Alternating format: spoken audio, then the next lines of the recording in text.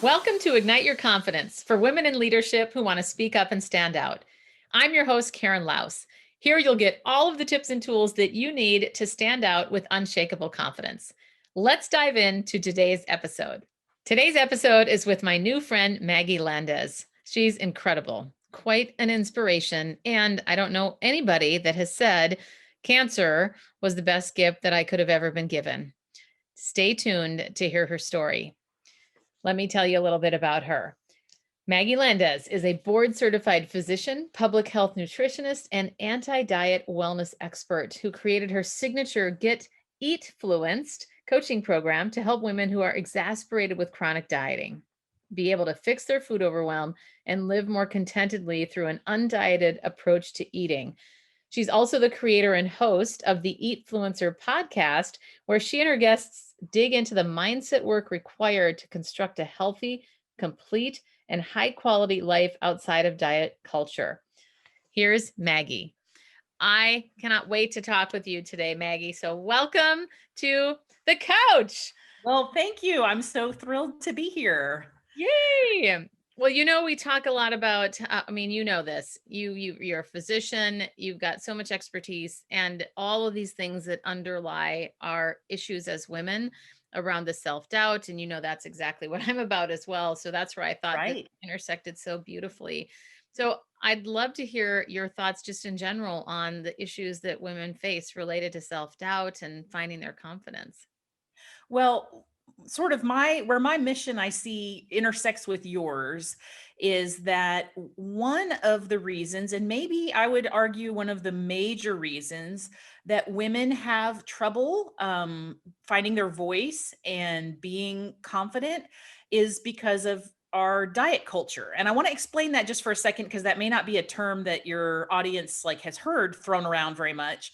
But when we say diet culture, we're not talking about like a diet, like, the whatever keto diet or the Weight Watchers diet. We're talking about the social system of beliefs that we have in our culture in the United States and many other sort of westernized countries where um, dieting is sort of an expected part of womanhood, and that we are presumed to want to shrink our bodies, and that we should, we have like a obligation to pursue weight loss and manage our body shape, to the point where, and this is where it comes to your sphere, intersects your sphere, is that it's become so distracting, and so the pressure to be small is not only physical, it becomes our character. And we have trouble managing all those expectations and and finding an ability to be confident. And I say confident in,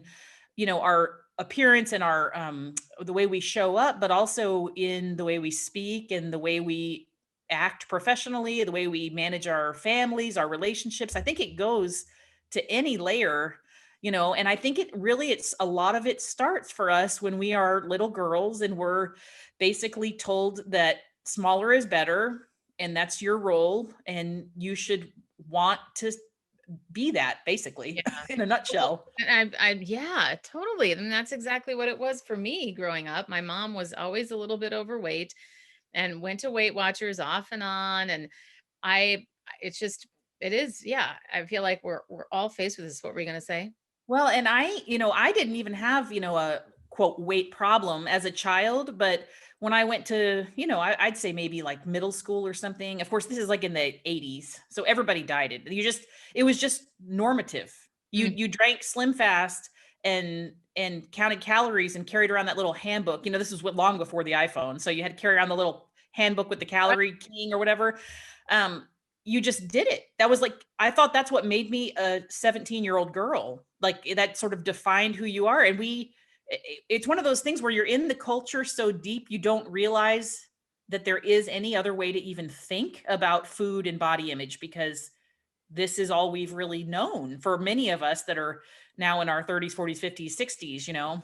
Yeah. I mean, it was like a weird destiny thing or an expected thing for me to join Weight Watchers. And I wasn't even necessarily significantly overweight. Again, when I look back, I think, oh my gosh, it was just, again, a pattern. Like my mom went. And so then I went. And for me, I think about how I was never overweight enough because I was very athletic in high school and I was on the tennis team and all of that.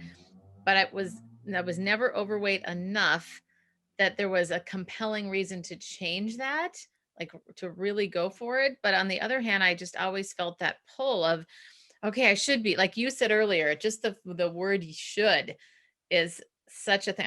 One of my friends says I should have had a shoulda box because Yeah. we say should way too much. But Yeah. how can we get past this? Well, the first thing when I'm working with women, and I say women, it's not that this exclusively affects women, but this is the population I'm, kind of interested in close to. But the first thing is to actually have an awareness that this is a social construct. This is not like it's not your fault that this is how you think. Like you're not guilty of something. This is where you have had your ideas about femininity and self-image, they're kind of programmed into you. So to be aware that like really letting giving permission to be like, it's okay to say, you know what, this isn't very comfortable to me and I would like to find another way to do it and not feel bad. Because see, that's the first thing, is a lot of people just that's also a woman thing, to just feel guilty about the way you think Right. or something. So that's really the first step, is to just give yourself some compassion and a little permission to be like, okay, you know what, there might be another way to think about this and I'm going to give myself permission to investigate it. And if that's as far as you can go comfortably right now, that's fine. That's the first sort of step. And to know that all this shame that people carry with their body image and their confidence, I really think, and I'd be interested to hear your sort of tie between your self image and your body image, because I think they're so tightly uh linked in women, particularly in women, that um they feel like they can't do anything because their body isn't what it, quote, should or is expected to be. And it's interesting, my story, because I sort of found my voice and my confidence and coming into my passion is helping other women find theirs. In the means, my sort of method is to get them out of diet culture. That's, I know that's your whole mission too, is to ignite confidence and that sort of thing. And it's going to take a lot of chipping away at the decades of sort of training to smallness, I guess is the best way to say it. um there's just this expectation that we should be physically small and we should have our voices be small and we should have our impact be small. And Mhm. that is, of course, not true. Right. And so, Absolutely. yeah, that's why I'm so enamored to meet women like you who are like really like confidence advocates. I mean, I don't even know how you describe yourself, but I love that. I might have to start using that. Well, I really believe that I'm a champion for sure for women to step into their confidence. I talk about that a lot with my clients and just people that I interact with, because we all have it. But you're right. This whole, oh, I need to be smaller, play small. the thing is that the women I talk to, they're always like waiting to do what they really want to do or be who they really want to be until they fill in the blank, lose so much weight, fit into that dress, get have a boyfriend, whatever the whole thing is. Mhm. And I just don't think there's a lot of value in waiting. If you've got something in you to give now, there's no guarantee, number one, that you're going to have any time left, because we're not in charge of that. And what I tell people is that you are already, like, think about this, you're already somebody else's after excuse me. And I have a huge problem with the before and after pictures. That's a whole other podcast. But when you say I can't be confident, intelligent, get a promotion, start a relationship, whatever the thing you want is, until I do this. Okay, well, somebody else is saying that about themselves and they're looking at you as the after. You're somebody else's after. Mm. And so to presume that changing your body, shrinking your body, those things are going to come to you, and those feelings of confidence and empowerment are going to suddenly just come, it's not true. It's not true. You have to be those things first, and then you might adopt some patterns of behavior and self-care that, get you to this other shape. But frankly, the shape doesn't make a difference. That's kind of my whole teaching, is that it's irrelevant, that there's people that have health at any size, there's people that have value at any size, and we need to like decouple our value from our shape and size. But the waiting is something people get stuck on, and I'm sure your women are like resonating with that, because we're always waiting until, and I did the same thing, and I'm saying this like an expert, but honestly, up until I really studied this stuff, you do the same thing. You're like, okay, well, I want to be a public speaker, but I really want to be on stage until I can wear a smaller size clothes, or until I whatever. Yeah, I mean, But I can still remember how I used to buy clothes that were too small for me as a motivator to lose weight. But half the yeah, time I didn't end up losing the weight anyway. And all it was is living in some potential future that I thought I would want, but it just ended up making me feel badly about myself, constantly seeing that thing. And that really hindered me. yeah, well, it does. And it's not just the mental either, because all that self-doubt and shaming and sort of negative internal dialogue, it affects your physiology too. And that's where my clinical background, I'm like, no, you're not only just like in a bad mood and angry at yourself that you can't fit into your little teeny tiny pants. You're actually increasing your stress hormones, you're increasing your cortisol, you're increasing your blood pressure, so all these things that you think you're doing on account of health, and I'm doing air quotes health, are actually doing a disservice to your health.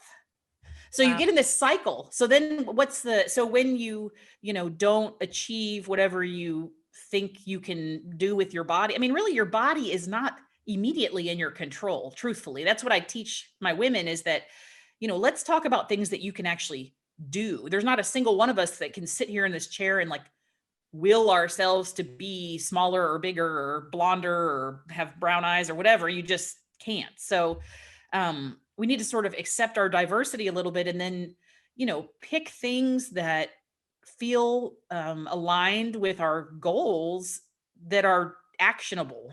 Mhm. Because losing weight, truthfully, is not really an actionable item, even though that's like the top of the action list for probably like 90% of women in the United States. Mhm. Um, Mhm. so people get stuck. It's a lot of kind of stuckness. Yeah. Um, What do you recommend someone do to get unstuck? to get unstuck. Well, that's good. If I could say that quickly, I would love it. But like I said, the first step is the permission to know that you don't need to be upset with yourself. I mean, that's the first thing, is that this diet culture is massive. This is a behemoth cultural construct that you did not invent. It is not your fault. So stop the self-shaming negative dialogue. Mhm. Um, you know, pick at like when somebody says they want to lose weight, you have to get to what that is. And so what I ask them to do is to say, why?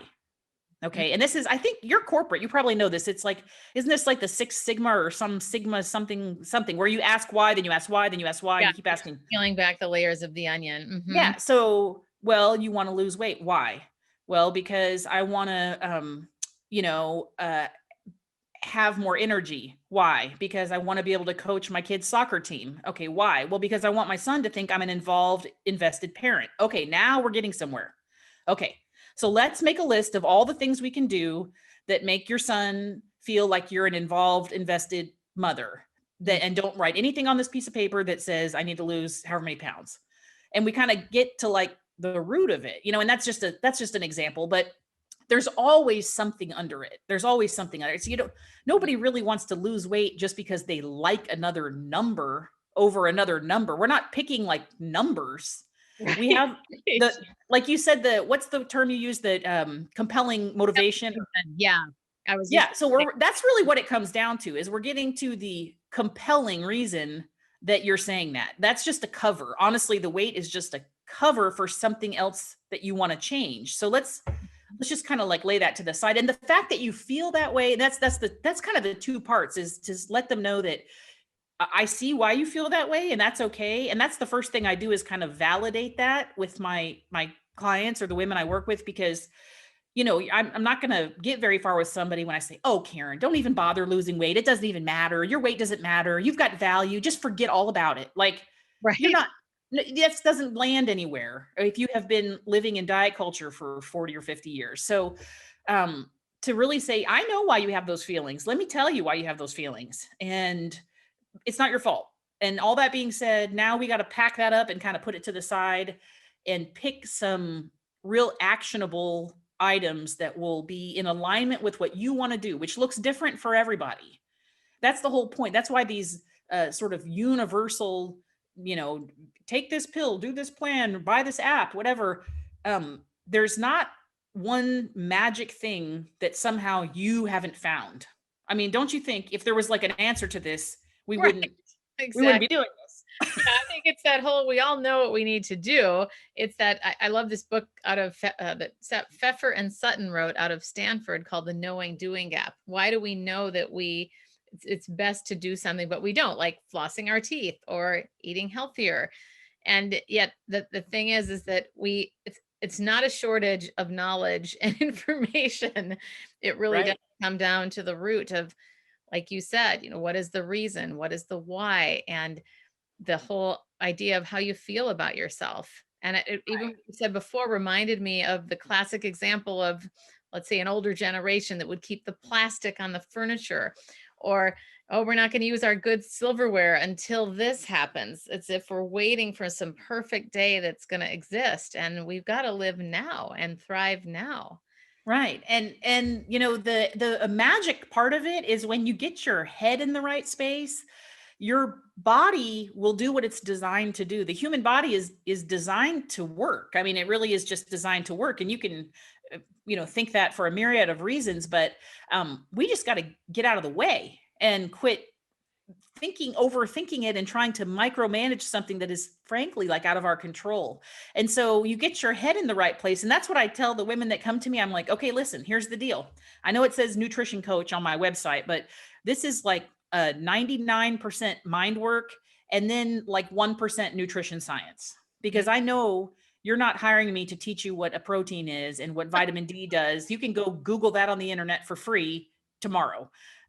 You need somebody to mentor you through this sort of mindset transformation, because that's what we all need to do. And it's a process. I mean, I'm still doing it. I work in this field, and I still have to deliberately, not reflect all that external diet culture noise onto my own thoughts. I really have gotten pretty good at separating it, but it's until the culture changes. I mean, that's my other mission, but that's going to take a little bit of time to like change the culture. I have a 13-year-old daughter, and I hope that when she's, 45 years old, she's not having the same conversation with somebody. But that's like a massive grassroots effort. But Mhm. on just an individual level, is to just know that there's another way of thinking, and it's okay to start investigating that and being curious and reading, following people. Clean up your Instagram feed. My word, if all you see is diet people prancing around in their workout clothes and selling you pills, that's all you'll think there is. Right. So you Right. have to have a open mind that there is something else, and you'll be more confident when you start to see other people doing it. I mean, Mhm. that's where it comes back to the confidence, is you're not alone in wanting to do this. There's hundreds of millions of women that want to do this. They just don't really know that they want to do this, but they do. Ooh, I like that. I like that vocal emphasis on this. Well, tell us your story, because you had a significant thing that happened to you when you were 40 years old. Yes. Well, we all have significant things, right? But some people get fancy jewelry or go on a nice trip for their 40th birthday or something. I got cancer. Um, Not the gift I was expecting or looking for. I was diagnosed with non-Hodgkin's lymphoma 2 months after my 40th birthday. I was actually sick on my birthday, but it took a while for them to figure out what was going on. But let me tell you what, Karen. I'm now 4 years in remission. My health is good. I don't want anybody to be worried about me on your listeners, but that was the best gift I could have gotten. That was better than a cruise or a ring or something like really that sort of, I feel like God sort of forced a pause on my life to give me the opportunity to recreate the next half or more of my life. Well, I mean, can we just Because stop for a moment and say, what perspective? What perspective? It's just incredible. yeah, It's and I probably wasn't saying that when I spent 42 days in the hospital getting chemotherapy and had a 6 and a 9-year-old child that I had to explain why I lost all my hair and why mommy couldn't do this and that and the other. But in as with many things that we go through, we don't find the value until later, of great. course. And I really believe, and I have honestly always believed, I've gone through a divorce, I've gone through other challenges that, I mean, it's our choice if we want to look at it as a obstacle or an opportunity. And if, and it's okay to look at it as an opportunity. That doesn't take away the necessity for grief or sadness or recovery or whatever the issue is. But, at some point, it's like, okay, our life is what we created every day, every hour. So as long as I want this to be a negative experience, it's going to be a negative experience, Mhm. and I have the choice to change that. So what, to sort of fast forward, because I know this isn't like a whole, biography documentary. I changed my career because of it. Truthfully, I realized I'm a physician. I've been a physician for 19 years, and that I was, climbing the ladder and doing all the high achieving doctor things that doctors do, and I just felt like it wasn't it. There's nothing wrong with it. There's nothing wrong with it. I don't regret doing it. I love the practice of medicine, but I didn't feel complete. There was something else, and I wasn't sure what the something exactly was.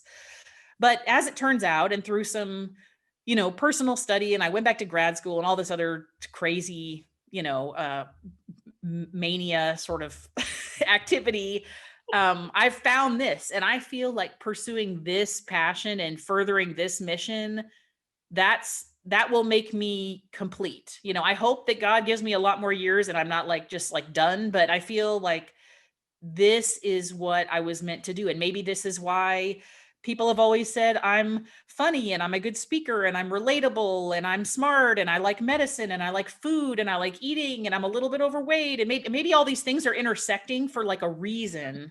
Oh, I love that. And this is the reason, Yeah. but I had to let go of a lot of that guilt about not continuing to, sort of practice medicine, because that's when you go to all that training, spend all that money, the expectation is that's what you do forever. And you sort of already know at the age of, 25 or 30, like what your career is expected to look like. But if Mhm. that's not a life lesson, and you know what, we got to quit expecting so much. It's not linear. Somebody said that the Right. other day in one of our clubhouse rooms, right? It's not linear. Life is not linear. Exactly. Any Exactly. single one of your listeners could list half a dozen things that were not expected that happened in their life. Exactly. So we all need to just agree that our plans are going to change for a Mm. number of reasons. And I don't know. So I think it was a gift. I don't think I would have had that change of heart had I not been forced to stop and be sick, truthfully. Wow. And It's how cool that you, yeah, had that perspective. What were you going to say? No, that's what I was gonna say. I'm glad it happened. Honestly, I say that now. I tell people that having cancer at the age of 40 was one of the best things that could have happened. Because if that happened to me when I was 25, I don't know that I would have had the maturity to grow from it. And if it happened to me when I was 65, I think I would have been like, whatever, I'm almost done. you know? But being right in that, we look at the number 40, that's such a big number, especially for women. And it was like, okay, this is it. You do it. This is what you're going to make of it. We can. And Yeah. so I think it was like magic how it happened. Oh my. It wasn't magic. It was like divine intervention. It wasn't magic, but Right. feels like I like magic. that. I like that. Yeah, I like that divine intervention. Well, Maggie, your story is so powerful and you are so vivacious, and I'm so glad that we met. Tell my listeners and watchers, my viewers on YouTube, where they can reach you. Yes. Well, first I have to apologize for your viewers because I'm in Texas here. And so the sun is going down and I know my face has had these weird Looks beautiful. shadows. They're going to be like, she doesn't have very professional lighting. Well, so where they can find me. So here, this is so easy. Maggie Landis, MD. And that is my website, maggielandismd.com. That is my handle on Instagram, Facebook, Twitter, Clubhouse, Maggie Landis, MD, everywhere. And yeah, I've got lots of resources. Of course, I have, I offer coaching and group coaching in a membership community, but there are lots and lots and lots of resources and that are no cost, especially on my social media. Just follow me, and then I'll point you in the direction of other people. So you don't think I'm the only one doing this. I'm not like the crazy lady that's came up with this. There's actually a whole group of people. We sort of call ourselves the anti-diet professionals. But I'm so happy that maybe some of your listeners will be inspired to at least open their mind to another way so they can ignite their confidence. Yes. And so, yeah, it doesn't matter what, this dieting business, they need to stop. They ignite their confidence. I love the mission. So I'm so thankful that you invited me. So grateful for the opportunity to share. Well, I'm so glad that you were here, Maggie. You just light up a room. So I'm really grateful, and have a wonderful rest of your day. Thanks for joining. All right. And that's a wrap of another episode of Ignite Your Confidence. I'm your host, Karen Laus. Thank you so much for listening. If you loved today's episode, please subscribe and leave a review. It helps other people find the podcast faster, and it certainly helps me. If you're interested in more tips and tools around confidence, please join me over in my Facebook group called Ignite Your Confidence with Karen Laus. Remember, you too can stand out with unshakable confidence.